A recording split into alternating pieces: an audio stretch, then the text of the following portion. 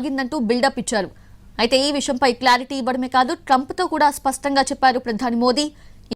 చూడండి, గోడీ మీడియా నిన్న Modi Trump call చేసి మా దేశం గురించి మాట్లాడొద్దని చెప్పిండు. కానీ ట్రంప్ ఐ లవ్ పాకిస్తాన్ అని ఎలా మాట్లాడుతున్నాడు చూడండి. Pakistan, I love Pakistan. I think Modi is a fantastic man. I spoke to him last night. We're going to make a trade deal with Modi of India.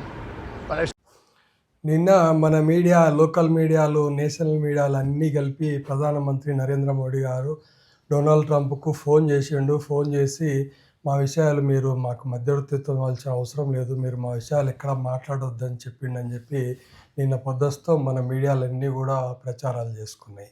చూశారు కదా, నేను వీడియోలో స్టార్టింగ్లో పెట్టిన పిక్చర్స్ కూడా.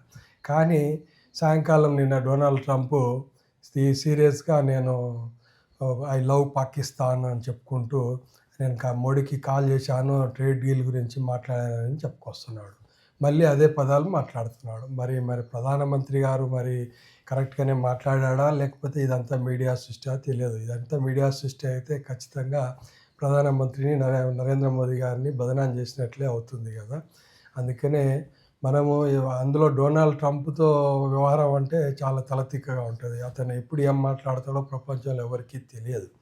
మరి అట్లాంటి వ్యక్తిని నేను ఫోన్లో మందలిచ్చిన అని చెప్తే మరి మీడియాలంతా ఎట్లా ప్రచారం చేసినాయో నాకైతే అర్థం కావడం లేదు. మరి మీకేమన్నా అర్థమైతే కామెంట్ చేయండి.